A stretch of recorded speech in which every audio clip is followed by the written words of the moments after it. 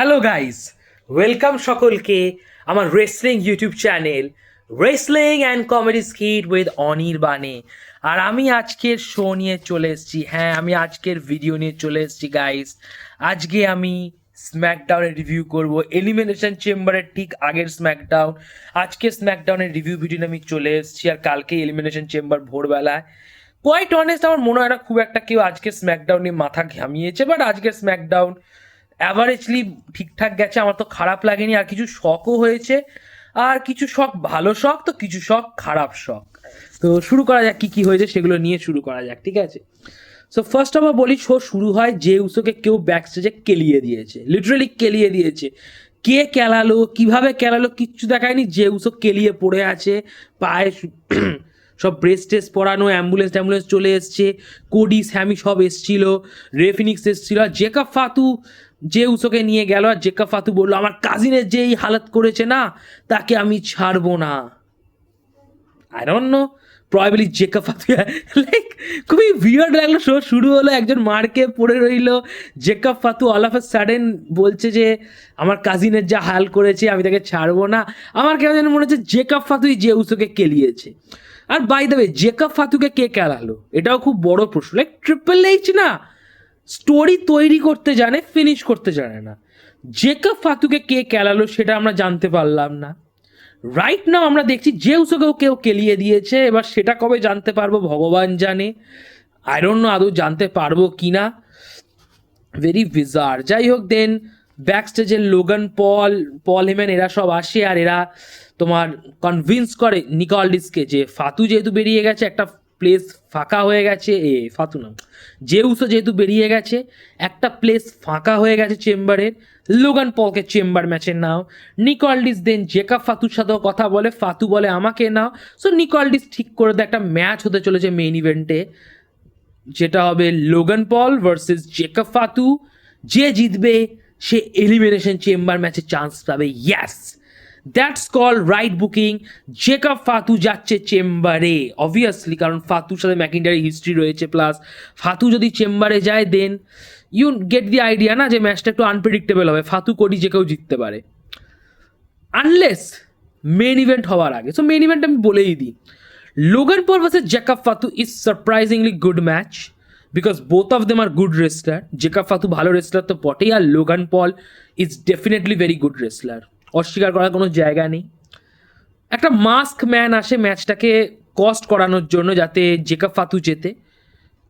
আর basically Logan Paul লোবলো, তারপর ওই titanium plate সব ট্রাই করেছে আমাদের Logan Paul, but Fatu kick out করে যায়। ফাতু কিক আউট করে যাচ্ছিল, একটা মাস্কম্যান এলো, থিউরিকে সুপার কিক মারলো, স্টম দিতে যাবে, লোগান পল মাস্কম্যানকে ধরলো, মাস্কম্যানকে আনমাস্ক করলো। তো দেখা গেল একটা নর্মাল ম্যান, একটা নর্মাল অডিয়েন্স, বেসিক্যালি একটা ফ্যান টাইপের কিছু সামথিং। ইয়েস, মাস্কম্যান স্টোরি লাইনের কিছুটা দফা রফা হলো এতে। I really don't know triple H কী করতে চাইছে, বাট মাস্কম্যান রিভিল হলো অ্যাজ আ ফ্যান। আমি জানি এটা ডিফারেন্ট মাস্কম্যান হতে পারে, পরে আবার একটা অরিজিনাল মাস্কম্যান আসবে, হোয়াট এভার, যাই হোক হোয়াট এভার, বাট মাস্কম্যান দেখা গেলো একটা ফ্যান। এবার জেকাব ফাতু লোগান পলকে তার ফিনিশিং মুভ দিতে যাবে, ম্যাকিন্টায়ার আসে, জেকাব ফাতুকে টাইটেল দিয়ে মারে, ফাতুকে রোল আপ দেয়, 1 2 3, লোগান পল ম্যাচটা জিতে যায়। লোগান পল এলিমিনেশন চেম্বারে যাচ্ছে। ইয়াস, ফাতু নয়, যে উসো গেল, লোগান পল এলো। দেখো, লোগান পল ভালো wrestler, I have no problem, but Jacob Fatu থাকলে ম্যাচটা আনপ্রেডিক্টেবল হতো। এখন পুরোই বোঝা যাচ্ছে কোডি রোডস চেম্বার জিততে চলেছে। লাইক ভেরি হরিবল ডিসিশন। লাইক সবই ঠিক ছিল, বাট ম্যাচের রেজাল্টটা যদি ফাতুকে জেতাতো আমি খুব খুশি হতাম, কারণ চেম্বার ম্যাচটা তাহলে কালকে দেখে মজা আসতো। এখন লোগান পল চেম্বার জিতবে না তো জানা কথা। লোগান পলতে যে উসো জেতার চান্স বেশি, বাট লোগান পল চেম্বার জিতবে না জানা কথা। সো ইয়েস, আমরা আর একটা স্টান্টম্যান পেলাম, কিছু একটা হবে, ক্রেজি কিছু একটা হবে চেম্বারের ওপর থেকে ওই ফ্ল্যাশ লাইট নিয়ে, সেলফি ক্যামেরা নিয়ে, হোয়াট এভার কিছু একটা লোগান পল ক্রেজি কিছু করতে চলেছে। করুক গে, হু নোজ, ক্রেজি করলেই ভালো। সো দ্যাট ইট, এটা হচ্ছে মানে মেন যে প্যাটার্ন। এবার বাকি জিনিসগুলো নিয়ে আলোচনা করা যাক। সো এলিমিনেশন চেম্বারের মেম্বাররা অ্যাকচুয়ালি একে অপরকে কল আউট করে, র্যান্ডি, কোডি সবাই একে একে আসে, সবাই নিজেকে বড় হনু দেখাতে চায়। জেভন এভান্স তো বলেই দেয় ও চেম্বার জিতবে, দেন ম্যাকিন্টারকে হারিয়ে চ্যাম্পিয়ন হবে আর হয়ে যাবে সবচেয়ে কম বয়সী চ্যাম্পিয়ন। র্যান্ডির রেকর্ডকে ব্রেক করবে জেভান এভান্স, খুব স্বপ্ন জেভান এভান্সের। যাই হোক, দেন এলে নাইট আর ট্রিক উইলিয়ামসের মধ্যে বাওয়াল শুরু হয়ে যায় এলে আর ট্রিকের মধ্যে, কারণ ট্রিক উইলিয়ামস বলেছিল হুপ দ্যাট ট্রিক। সো এলে বললো হুপ দ্যাট ট্রিক, ওকে তোকে মারি, তো মারতে শুরু করলো দুজনকে। র্যান্ডি জেভানকে আর কেউ দিয়ে দিল, I don't no Y, but মজা এলো। র্যান্ডি জেভানকে আর কেউ দিল, বাট র্যান্ডি কোডির কিছু করলো না, কোডি র্যান্ডির কিছু করলো না, আর কোনোদিন হবেও না গাইস। লাইক সেগমেন্ট ভালো ছিল, বাট র্যান্ডি আর কোডির এই রাইভালরি কোনোদিন হবে না গাইজ, আমি আশা ছেড়ে দিয়েছি। এরা টিজ করবে বাট ম্যাচ দেবে না। র্যান্ডি ভার্সেস কোডি রাইভালরি হবে না, আমি দূর দেখতে পাচ্ছি না। এদের টিজ সেই 3 বছর ধরে চলে আসছে, হয়তো হবে যখন র্যান্ডি রিটায়ারমেন্ট স্টেজে থাকবে, কোডির সাথে র্যান্ডির রাইভালরি হবে, আর র্যান্ডি প্রবাবলি কোডির হাতেই রিটায়ার্ড হবে। বিকজ আমার মনে হয় না যে গুন্থারের হাতে র্যান্ডিও রিটায়ার হবে, কারণ গুন্থার এমনও মহান প্লেয়ার নয় যে সবাইকে রিটায়ার করবে। আবার র্যান্ডির ক্লোজ কোডি, তো আই থিঙ্ক র্যান্ডি কোডির সাথে লাস্টে রাইভালরি করবে রিটায়ারমেন্টের টাইমে। বাট আমি র্যান্ডি কোডির কিচ্ছু দেখতে পাচ্ছি না, দেখতে চাইও না, বিকজ ড্র্যাগ করে ট্রিপল এইচ আর এটার কিছু রাখেনি। কাম অন, র্যান্ডি আর কোডি যা পারে হোক, আমার কি। সোলোর সাথে ম্যাচ হয় আঙ্কেল হাউডির, যেটা অ্যাভারেজ ম্যাচ লেগেছে আমার। ঠিকঠাক যে ম্যাচটা আঙ্কেল হাউডি জিতেছে, ভেরি গুড ফ্যাশন। আঙ্কেল হাউডির সিস্টার অ্যাবিগেল দিয়েছে দারুণভাবে, আর সোলোকে পিন করে দিয়েছে, যে তারা দরকার ছিল আঙ্কেল হাউডির। ফার্স্ট অফ অল ওনার কেরিয়ারের যা মানে ডাউনফল হলো, আজকে হারলে ব্যারি হয়ে যেত uncle Howdy. Finally uncle Howdy জিতলো, আর ম্যাচের পর আঙ্কেল হাউডিকে এমএফটিরা মিলে বাজিয়ে দিল, আর এমএফটিদের কাছেই লন্ডন থেকে গেল। আর আমি জানি এটা রেসেলমেনিয়া অব্দি ড্র্যাগ করবে। রেসেলমেনিয়ায় যদি ড্র্যাগ করো, আমি চাই একটা সিনেম্যাটিক ম্যাচ, কোনো কথা হবে না, গ্রেভইয়ার্ড, বনইয়ার্ড, বাড়ির লাইফ কিছু একটা করো, বাট এটা সিনেম্যাটিক ম্যাচ চাই আমার রেসেলমেনিয়ায়। নর্মাল রিংয়ে আমি এই ম্যাচ দেখবো না, অ্যাকসেপ্ট করবো না। Give me those cinematic stuff. Boneyard match দাও, অনেক বছর দেখিনি আমি, কারণ আঙ্কেল হাউডির ক্ষেত্রে এইসব ম্যাচই খাটে ওর ক্যারেক্টারের প্রতি। যদি এত লম্বা টেনে দাও, দেন রেসেলমেনিয়া এই ম্যাচই দাও, যাতে লোকে এন্টারটেইন হয় একটু। টিফানির সাথে কাইরির ম্যাচ হয়, আমি জানি না ওয়াই, বিকজ দরকার ছিল একটা ম্যাচ দেওয়ার 3 ঘন্টার স্ম্যাকডাউন। টিফানি কাইরির ম্যাচ আমার খুব অ্যাভারেজ লেগেছে। ম্যাচের পজিটিভ পয়েন্ট ছিল চেলসি গ্রিনের প্রেজেন্স। চেলসি গ্রিন নিজেকে প্রতিদিন প্রমাণ করছে যে কেন মেন ইভেন্ট ডিজার্ভ করে। যাই হোক, তো কাইরি টিফিকে মারতে গেল, টিফি সরে গেল, চেলসি মার খেয়ে গেল। দেন আলবা কিছু করতে গেলো, চেলসি মার খেয়ে গেলো, চেলসি মারি খেয়ে যায়, আর টিফি ম্যাচটা জিতে যায় তার ফিনিশিং মুভ দিয়ে। টিফি কাইরিকে পিন করে দেয় 1, 2, 3। আর টিফি প্রবল দাবি তার জেট কার্গিলকে ফেস করার, দেখা যাক কাল চেম্বারে কী হয়। মিজের সাথে ওবাফেমির একটা ম্যাচ হয়, যেটা বেসিক্যালি মিজ ওবাফেমিকে ম্যাচের সময় বলে যে ওবা শোন, খেলার দরকার নেই, মিসকমিউনিকেশন হয়েছে, আমি তোর মেন্টার হতে চাই। যেমন আমি যখন ঢুকেছিলাম, আন্ডারটেকার আমায় ট্রেন করেছিল, আন্ডারটেকার আমার মেন্টার হয়েছিল, তেমনি আমি তোর আন্ডারটেকার হতে চাই ওবাফেমি। সো ওবাফেমি মিসকে বলে যে আমি তোমার হতে চাই না। ফ্যানেরা কী চায় সেটা দেখা যায়। ফ্যানেরা কেউ চায় না যে ওবাফেমি মিজের আন্ডারে আসুক, মিজের সাথে ওবাফেমি দল করুক, বা মিজের ট্রেনিং বা মেন্টি হোক, কোনো ফ্যান চায় না। তো ওবাফেমি মিসকে বলে দেয় যে তুই আজ খুব বাজেভাবে মার খেতে চলেছিস। সো ওবাফেমি মিসকে ধুয়ে দেয়, লিটারালি ধুয়ে দেয়, বস্তার মতো ধোয়। 2 মিনিটে ম্যাচ শেষ, ফিনিশিং মুভ দেয় 1, 2, 3, ওবাফেমি মিসকে হারিয়ে দেয়। ভেরি গুড ডিসিশন, বাট ম্যাচটা আরেকটু টানতে পারতো। Like come on, Miz is a 8 time IC champion. Triple H এই জিনিসটা ভুলে যায়, ট্রিপল এইচের ভোলাটা উচিত না। মিসকে আরও কিছুক্ষণ টাইম দাও, মিসকে দেখাও যে ভাই miss is a 8 time IC champion. একটু ব্রেন খাটানোর সময় দাও মিসকে।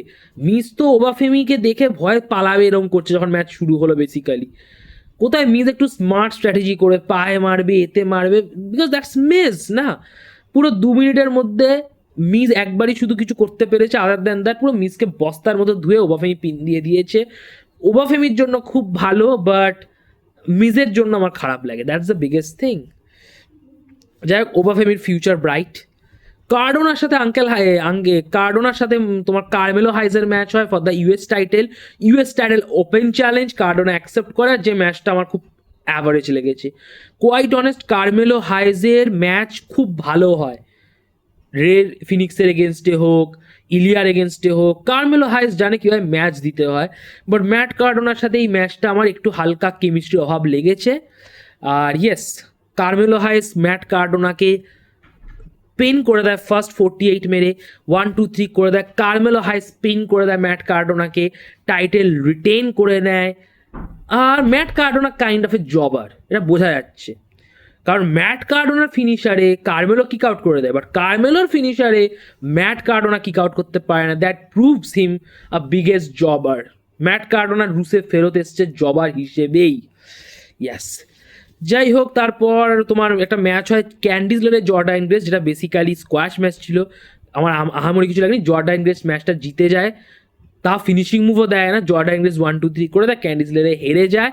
আর ক্যান্ডিস লেনের হারের পেছনে একটা বড় কারণ হচ্ছে ওর হাজব্যান্ড জনি গার্গানো, সে খালি মটকা মেরে পড়ে থাকে। আর জনি গার্গানো পড়েই ছিল পুরো ম্যাচ জুড়ে, ম্যাচের শেষের দিকেও আস্তে আস্তে চলে গেল, ক্যান্ডিস লেনের ডিস্ট্র্যাক্ট হলো। সো জনি গার্গানোর এই ক্যারেক্টারটা আমার হেভি লেগেছে, আমার খুব ফানি লেগেছে। বেসিক্যালি জনি গার্গানো ডিপ্রেশন এরা, জনি গার্গানো ডিপ্রেশনে চলে গেছে আর ও খালি শুয়ে থাকে এরকমভাবে। That's very funny. ব্যাক স্টেজে সবাই মজা করছিল, মোটর সিটি মেশিন গান, আর্ট্রুথ, রে ফিনিক্স, আরও কিছু জবার, আর্ট্রুথ, এরা সব মজা করছিল।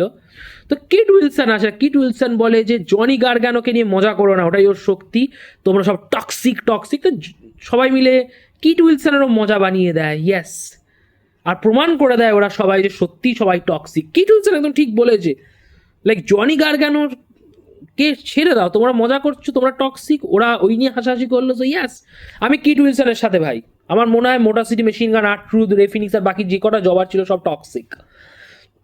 Speaking of that, women tag team title match হয় and that match is very good, আমার খুব ভালো লেগেছে। আর the result is also very much surprise me, like আমি চাইনি যে রিও এত তাড়াতাড়ি টাইটেল হারুক, বাট দেন আমি একটা জিনিস ভেবে খুব খুশি হচ্ছি, সেটাই আমি বলবো। সো ম্যাচটা খুব ভালো হয়, আর ম্যাচের শেষের 5 মিনিট তো দারুণ ছিল, এবং ম্যাচটায় তোমার ল্যাশ লেজেন্ড রিয়াকে পিন দিয়ে দেয়, ল্যাশ এক্সটেনশন দিয়ে 1-2-3। ল্যাশ লেজেন্ড আর নায়া জ্যাক্সের টিম নতুন ট্যাগ টিম চ্যাম্পিয়ন হয়ে যায়, উমেন ট্যাগ টিম চ্যাম্পিয়ন। ল্যাশ লেজেন্ড রিয়াকে পিন দিয়েছে, দ্যাটস হিউজ ডিল, হিউজ মানে হিউজ ডিল। তো প্রথমত যেটা পজিটিভ দিক সেটা হচ্ছে, নেগেটিভ দিক হচ্ছে একটাই, যে রিওর টাইটেলের আরও বেশি স্ট্রং হতে পারতো, আরও লম্বা যেতে পারতো, রেসলম্যানিয়া অবধি যেতে পারতো, তাহলে আমি খুশি হতাম, কারণ রিওর টিমটাকে আমার বেশ ভালো লেগেছিল। বাট পজিটিভ দিক অনেক আছে। ফার্স্ট অফ অল, ল্যাশ লেজেন্ডের ভবিষ্যৎ ব্রাইট। নায়া জ্যাক্স আর ল্যাশ লেজেন্ডের ট্যাগ টিমটা বেশ ডমিনেন্ট মনে হবে, শুধু দেখতে ডমিনেন্ট লাগছিল, এখন মনেও হবে ডমিনেন্ট, বিকজ টাইটেল ওদের কাছে রয়েছে। থার্ড, কালকের চেম্বার ম্যাচ এখন আনপ্রেডিক্টেবল হচ্ছে, কারণ যেহেতু মামির কাছে টাইটেল নেই, প্রবাবলি মামি চেম্বার জিতে ফেস করতেই পারে। Mami versus Jade Cargill would be a huge match, because দুজনেই strong. So Mami versus Jade Cargill হতে পারে। সো কালকের অপশানটা খুলে গেল, আর চেম্বার ম্যাচটা একটু ইন্টারেস্টিং হয়ে গেল। Female chamber match is far more unpredictable than males chambers match, এটা দেখেই বোঝা যাচ্ছে। So yes, that's it. SmackDown আমার ঠিকঠাক লেগেছে, ভালোই লেগেছে। যদি আপনাদের ভিডিওটি ভালো লাগে, ভিডিওটি লাইক করে দেবেন, ভিডিও নিচে রেসলিং বন্ধুবান্ধবের মধ্যে শেয়ার করবেন, আমার ইউটিউব চ্যানেলটি সাবস্ক্রাইব করবেন, কমেন্ট বক্সে কমেন্ট করে আপনাদের অপিনিয়ন জানাবেন, আর নোটিফিকেশন প্রথমে ক্লিক করবেন, সময় মতো আপনার ভিডিওর আপডেট পান। So like, share, subscribe, notification বোতামে ক্লিক, আর কমেন্ট বক্সে কমেন্ট। নমস্কার।